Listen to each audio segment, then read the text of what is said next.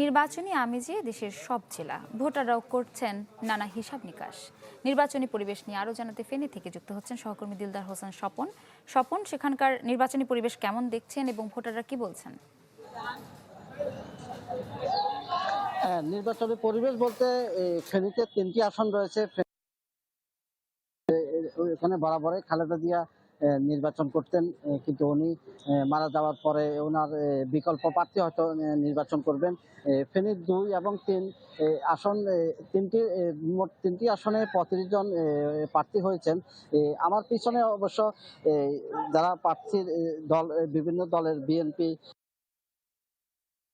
যারা রয়েছেন, তবে এখানে 35 জন প্রার্থীর মধ্যে আমরা একজন প্রার্থীকে এখানে উপস্থিত রয়েছেন। আমাদের সামনে বিএনপির সদস্য সচিব আছেন, আমরা একটু কথা বলবো যে ওনাদের প্রত্যাশাটা কি। আসলে এবারে নির্বাচনে আপনাদের যারা আপনারা প্রার্থী হয়েছেন, তাদের দল হিসাবে আপনারা কি প্রত্যাশা, কি উন্নয়ন করবেন?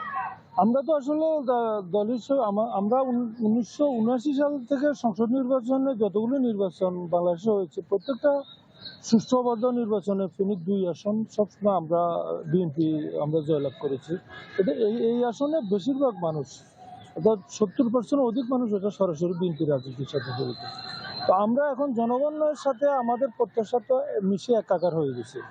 তো তারপরেও আমরা এটা বলতে চাই যে এখন আমাদের দ্রুত যে কাজটা করা দরকার, গত প্লাবনে যেটা হয়েছে, আমাদের মুসাফুর ক্লোজারটা ভেঙে গেছে, এখন দ্রুত মুসাফুর ক্লোজারটা করা দরকার। এটার কারণে আমরা 2টা থানাতে ব্যাপক ভাঙনের সৃষ্টি হয়েছে, এবং আর বন্যায় বেড়িবাঁধ যেটা ভেঙে গেছে, আমাদের প্রায় 150 শতাধিক স্থানে বেড়িবাঁধটাকে একদম আধুনিকরণ করতে হবে। আর স্বাস্থ্যের জন্য আমাদের এই অঞ্চলের মানুষ একটা বড় একটা সমস্যা আছে, এখানে একটা মেডিকেল কলেজের এটা ব্যাপক প্রয়োজনীয়তা আছে। ইনশাল্লাহ এর আগেও আমাদের সরকারগুলো তো এই ফেনীর উন্নয়নের জন্য আমাদের দেশ নেত্রীর ফেনী 2 আসনে, ফেনী 1 আসনে প্রতিনিধিত্ব করেছে। উনি তো ফেনীর অধিকাংশ কাজই করে গেছে। তো অসমাপ্ত কাজগুলো এবার যেহেতু আমরা 3টি আসনে নির্বাচিত হবো, আমরা আশা করি অসমাপ্ত কাজগুলো ইনশাল্লাহ আমরা সমাপ্ত করবো। যে আমরা একটু কথা বলবো, আমাদের সাথে রয়েছেন এই এনসিপির সদস্য সচিব। আসলে আপনারা কিরকম ভোট চাচ্ছেন এবং কি প্রত্যাশা করছেন? আমরা প্রত্যাশা করি 1971 দেশ স্বাধীন হয়েছে, কিন্তু আসলে স্বাধীনতার সুফল অনেকাংশেই আমরা ভোগ করতে পারি নাই। তার পরিপ্রেক্ষিতে 2024-এ যে ছাত্র জনতা প্রাণ দিয়েছে একটা নতুন বাংলাদেশ বিনির্মাণের স্বপ্ন দেখে, আমরা মনে করি এবার জুলাই সনদ বাস্তবায়নের মধ্য দিয়ে এদেশের মানুষ গণভোটকে হাঁ ভোট করে, হাঁ ভোটের মধ্য দিয়ে নতুন বাংলাদেশ বিনির্মাণের যে স্বপ্ন দেখে সেই স্বপ্নের পথে হাঁটবে। সরকার ন্যায় বিচার এবং সুশাসন এদেশে ভোগ করবে, এটা প্রত্যাশা রাখি। আমরা একটু এখন কথা বলবো, আমাদের এবি পার্টির সদস্য সচিব রয়েছেন।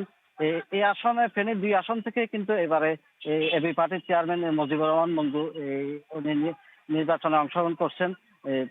সে বিষয়ে আমরা একটু জানতে চাবো ওনার দলের সেক্রেটারি থেকে। ধন্যবাদ।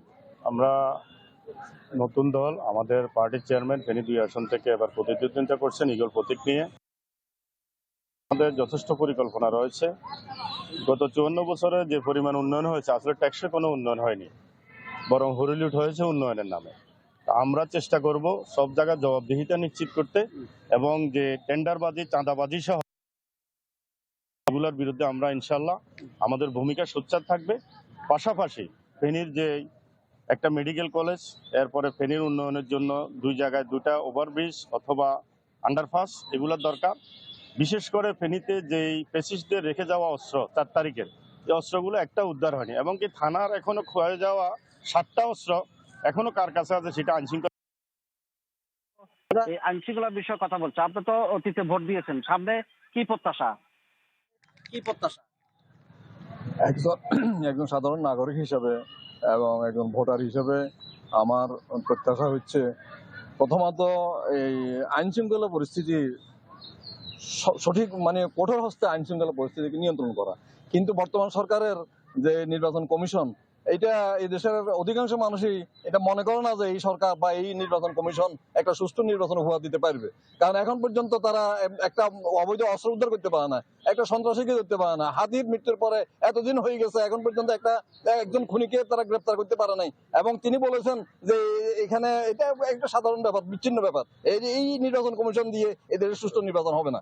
ভোটাররা এখনো আইন শৃঙ্খলা বিষয়ে শঙ্কা করছেন। আমরা একজন প্রার্থীর সাথে কথা বলবো। কি অবস্থা মনে করেন?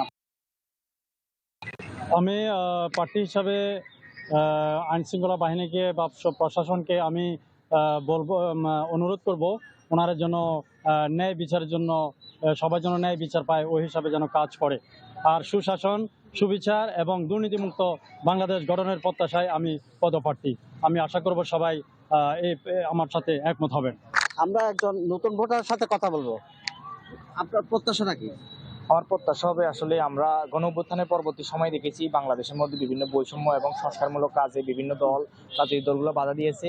আমরা আশা করি নতুন বাংলাদেশে যে নতুন সরকার গঠিত হবে, এই নতুন সরকারের মাধ্যমে ইনসাফ ভিত্তিক রাষ্ট্র প্রতিষ্ঠা হবে এবং নতুন বাংলাদেশ বিনির্মাণ হবে। ফেনী থেকে যারা এখানে উপস্থিত রয়েছেন ওনারা ওনাদের অভিমত ব্যক্ত করলেন। ওনারা আসলে চাচ্ছেন ভালো একটা ভোটের মাধ্যমে ফেনীতে আগামী জনপ্রতিনিধি নির্বাচিত হয়ে ফেনীর সেবা করবেন, উন্নয়নের কাজে অংশগ্রহণ করবেন। এই ছিল আমার সর্বশেষ। ধন্যবাদ আপনাকে। দর্শক, নির্বাচনী আমেজ নিয়ে জানছিলাম ফেনী থেকে। বিজলি কেবলস এর স্কিন কোটেড ইনসুলেশন আগুন প্রতিরোধী। বিজলি কেবলস, নিরাপদ আজীবন।